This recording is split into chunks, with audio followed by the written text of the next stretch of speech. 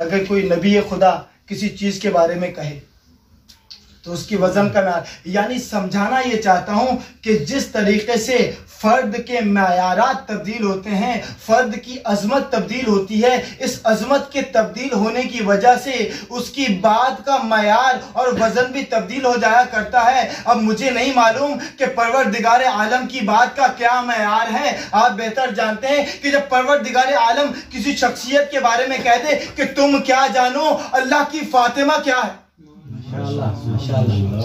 तो इससे ऊपर तो कोई दर्जा ही नहीं है। तो इस बात का वजन और मैयार क्या है? अल्लाह, तुम क्या जानो अल्लाह की फातिमा क्या है। और देखें, इन फजीलतों को समझने के लिए और इसको पहचानने के लिए देखें, फजीलत जानने के लिए बहुत सारे मसादिक हुआ करते हैं, और उन मसादिक में से एक मिसदाक ये होता है कि वो शख्सियत जिस जगह पर तशरीफ ला रही होती है उसके लिए, उस शख्सियत के लिए क्या क्या इंतजामात किए गए हैं, उस इंतज़ाम के ज़रिए से भी उसकी फजीलत को पहचाना जाता है। मिसाल के तौर पर समझाने के लिए अगर मैं कहूँ कि अगर मेरा एक क्लासी मेरे घर में आ रहा है, अगर मैं तो उस जब वो आएगा तो उसके लिए जो मैं इंतज़ाम करूँगा वो मुख्तलिफ होंगे, और उसकी जगह अगर मेरा उस्ताद मेरे घर पे तशरीफ़ लाएगा तो उसके लिए मेरे इंतज़ामात थोड़े से मुख्तलिफ होंगे। क्यों? ये फजीलत और मयार के एतबार से है। यानी जब कोई शख्स किसी जगह पर तशरीफ़ लाता है उसके लिए जो इंतज़ामात किए जाते हैं, ये फजीलत को पहचानने के लिए ये भी एक मिस्दाक हुआ करता है। जब ये भी एक मिस्दाक हुआ करता है तो इसी फजीलत को समझाने की खातिर कुछ तारीख के औराक पलटते हैं और देखते हैं चंद मिसालों को। तारीख में मिलता है कि एक बीवी है कि जिसकी तहारत की गवाही खुद कुरान मजीद ने दी है, हज़रत मरियम सलामुल्लाह अलैहा, कि जिसकी तहारत की गवाही खुद कुरान मजीद ने दी। और विलादत करीब है किसकी? हज़रत ईसा अलैहिस्सलाम की, जो नबी खुदा, जो मासूम हस्ती, दोनों मासूम हस्ती हैं। लेकिन जब विलादत का वक्त करीब आया, बैतुल मुक़द्दस में मौजूद हैं, क्या जवाब मिला कि देखा है मरियम। अब देखिए शख्सियात कौन है, शख्सियात को भी देख चल जाए। दोनों शख्सियात वो हैं कि जिनकी इस्मत की गवाही खुद कुरान मजीद ने दी है। जनाब मरियम की इस्मत की गवाही भी कुरान मजीद ने दी, खुद नबी खुदा की इस्मत की गवाही भी कुरान मजीद ने दी। दोनों की इस्मत की गवाही कुरान मजीद ने दी। लेकिन उसके बावजूद जब हमल का ज़माना करीब आया तो जवाब क्या मिला? ए मरियम, देखो ये इबादत गाह की जगह है, कोई बच्चा जनने की जगह नहीं है, तो लिहाजा इस इबादत गाह से दूर चले जाओ, इस इबादत गाह से दूर चल जाओ। मैं कतअन जनाब मरियम सलामुल्लाह अलैहा और हज़रत ईसा अलैहिस्सलाम की अजमत को कम नहीं करना चाह रहा, सिर्फ मैं बयान करना चाह रहा हूँ कि फजीलत किस तरीके से पहचानी जाए और क्या मुकासा है बैतुल मुक़द्दस का और खाने काबा का। कि यकीनन खाना काबा अफजल है बैतुल मुक़द्दस से। वहां पर दो मासूम हस्तियां, इबादत गाह की जगह है, लेकिन जब हमल का वक्त करीब आया तो क्या कहा देखो मरियम, ये बच्चा पैदा करने की जगह नहीं है, लिहाजा ये इबादत गाह की जगह, यहां से दूर चली जाओ। लेकिन हमने तारीख में ये देखा कि कुछ अरसे बाद एक बीबी को बुलाया जाता है, ऐ फातिमा बिनते असद, दाखिल हो जाओ इस खाना खुदा के अंदर। माशाअल्लाह माशाअल्लाह। तो भाई समझ में आया कि जिस खाना काबा की जो बैतुल मुक़द्दस से भी अफजल है, उसकी मंजिलत और अजमत के लिए परवरदिगार आलम ने क्या कहा? अली इब्न अबी तालिब अलैहिस्सलाम की विलादत होने वाली है, तो लिहाजा अंदर बुलाया। जनाब मरियम को भेजा गया, फातिमा बिनते असद को बुलाया गया, और बुलाया भी किसी आदि तरीके से नहीं गया कि दरवाजा खुला हो, दरवाजे से दाखिल हो जाए, बल्कि परवरदिगार आलम ने इस अजमत को बयान करने के लिए, समझाने के लिए दीवार में शक किया और फातिमा बिनते असद दाखिल हुई। यह है अजमत, यह है फजीलत पहचानना का एक तरीका। और जब ये बात समझ में आ गई, देखिए दोनों मासूम हस्तियां, लेकिन अब यहीं से देखें लोग एतराज करते हैं ना, भाई अंबिया अफजल हैं या आइमा अफजल हैं। ये भी एक आप तायद के तौर पर बयान कर सकते हैं, भाई नबी खुदा है, बैतुल मुक़द्दस कहाँ, खाना काबा कहाँ। बैतुल मुक़द्दस भी इबादत गाह की जगह, खाना काबा भी इबादत गाह की जगह। लेकिन जब नबी की विलादत होने वाली थी, मासूम मस्ती, उसके बावजूद परवरदिगार आलम ने कहा कि मरियम इससे दूर चली जाओ। लेकिन अली इब्न अबी तालिब आने वाले थे, तो परवरदिगार आलम ने जगह इनायत की, आओ अली को यहाँ पर विलादत। तो ये भी एक ताईद बन सकती है कि इमाम अफजल होता है। ताईद इसीलिए कह रहा हूँ कि दलील कतन इसमें इश्काल हो सकती है। तो लिहाजा अब हम चलते हैं अपने मौजू की जानिब। अब देखते हैं कि क्या एहतमाम किया है परवरदिगार आलम ने जनाब सैयदा फातिमा ज़हरा सलामुल्लाह अलैहा विलादत की। मक्का में आखिरी नबी मौजूद है, अल्लाह अकबर। आप देखें किस तरीके से क्या इंतजाम किया है। मक्के में मौजूद हैं आखिरी नबी, जिब्राइल पैगाम लेकर आए कि परवरदिगार आलम हुक्म दे रहा है कि 40 दिनों तक अपने आप को खदीजा से दूर कर लें और 40 दिन तक इबादत को अंजाम दें। भाई बोर तो नहीं हो रहे हैं ना? बिस्मिल्लाह। क्या कहा? देखिए साथ साथ अगर बोलते रहेंगे तो मुझे ये लगता रहेगा कि मेरी बात पहुंच रही है, क्योंकि एक रब्त होता है, ठीक है, बयान करने वाले और सुनने वाले के दरमियान।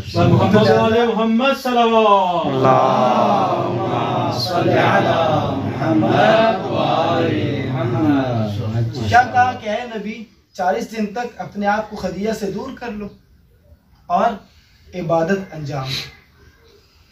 अच्छा, मुझे बताने की जरूरत नहीं है कि ये नबी कौन सा नबी है।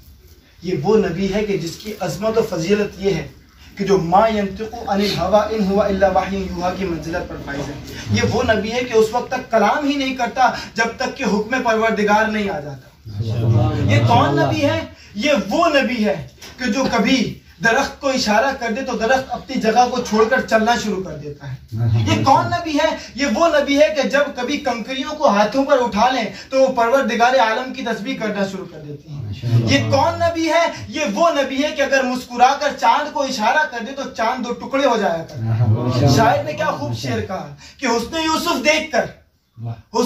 देखकर वहां कटी थी उंगलियां, उसने यूसुफ देखकर वहां कटी थी उंगलियां और खुद चांद कट गया यहाँ उंगली को देखकर।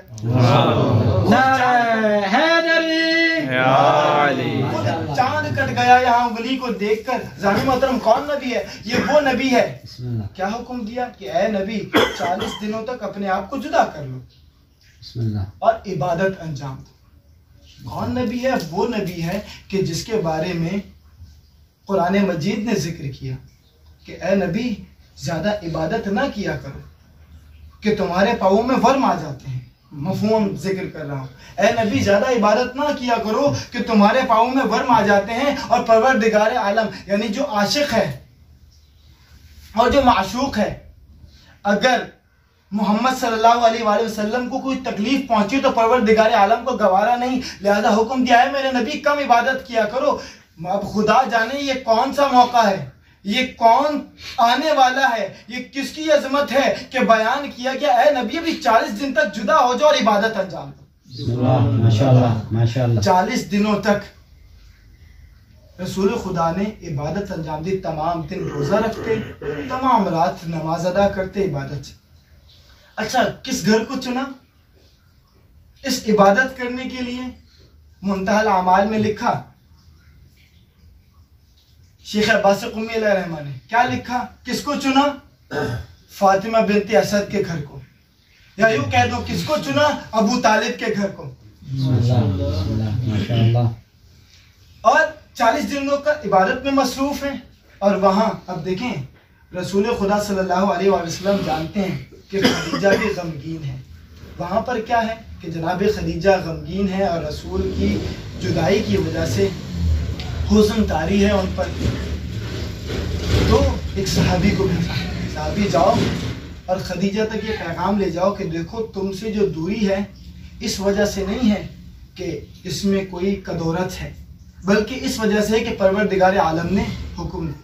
यानी रसूल खुदा सल्लल्लाहु अलैहि वसल्लम, अब यहाँ पर इस बात की तरफ भी इशारा करता चलूँ, आखिरी नबी जानते हैं कि जनाब खदीजा हुज़्न के आलम में है और रसूल जनाब खदीजा से क्योंकि मोहब्बत करते हैं तो लिहाजा ये गवारा नहीं पैगाम पहुंचाया।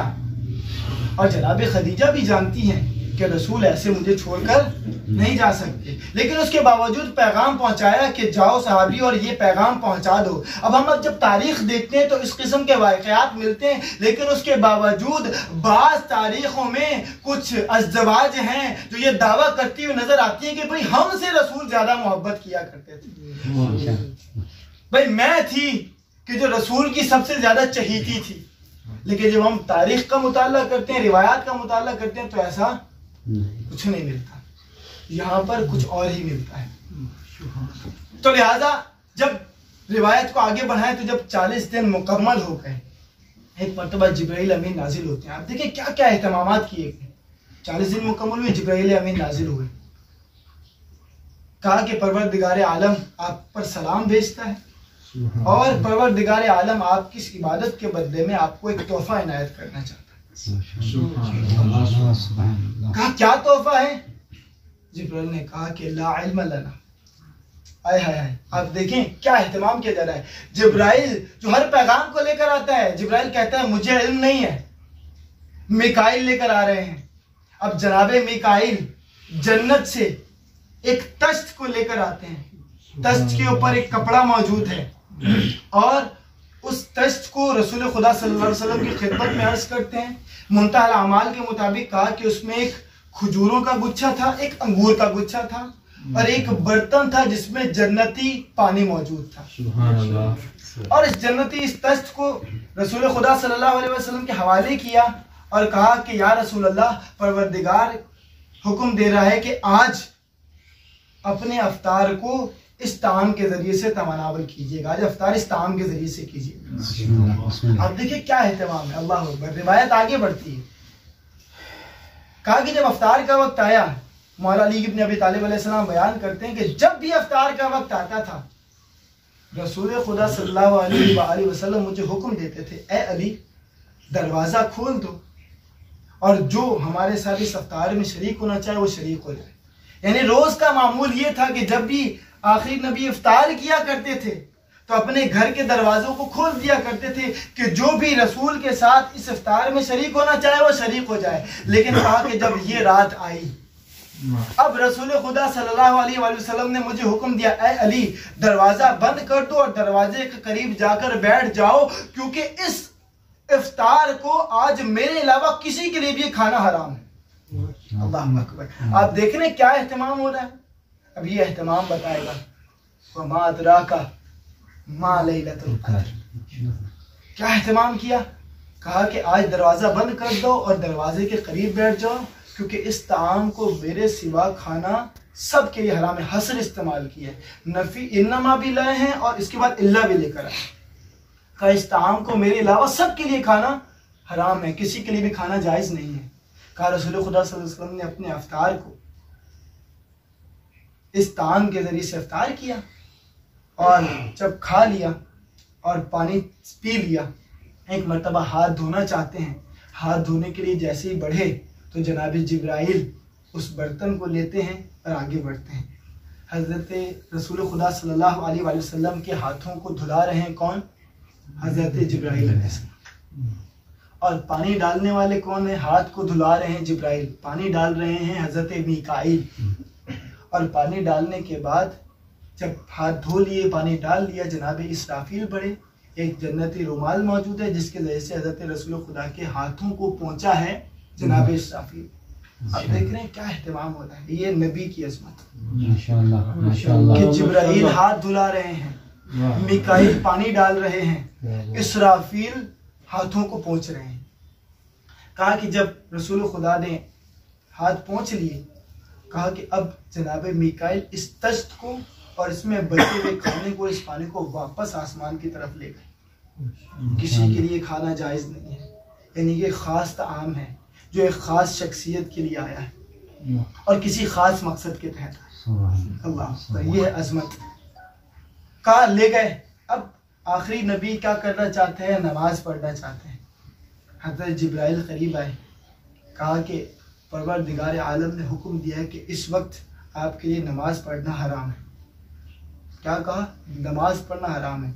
अब मुझे ये बताने की भी ज़रूरत नहीं कि नमाज कौन सी इबादत है, उलमा का मजमा है। कि नमाज कितनी बड़ी इबादत है। अच्छा, यहाँ पर अब एक इल्मी नुक्ता है, उसको जिक्र करते चलूँ कि उलमा बयान करते हैं कि यहाँ पर जो जुमला कहा है, यहाँ पर जो नमाज थी, इस नमाज से मुराद वाजिब नमाज नहीं थी बल्कि मुस्ताहब नमाज थी। अच्छा, उसकी दलील क्या है? उसकी दलील ये है कि अंबिया और आइमा का ये मामूल था कि अफ्तार हमेशा वाजिब नमाज को अदा करने के बाद किया करते थे। तो वाजिब नमाज पहले पढ़ चुके थे और अफ्तार कर रहे थे, अब नमाज मुस्ताहब पढ़ना चाह रहे थे। तो इस वक्त जिब्राइल ने कहा कि अभी आपके लिए नमाज पढ़ना हराम है, जायज़ नहीं है, अभी आप फौरन जाइए जनाब खदीजा के पास। परवरदिगार आलम आज की रात चाहता है कि एक पाक और ताहिर ज़ुर्रियत को आपके सूरत से पैदा करें। अल्लाह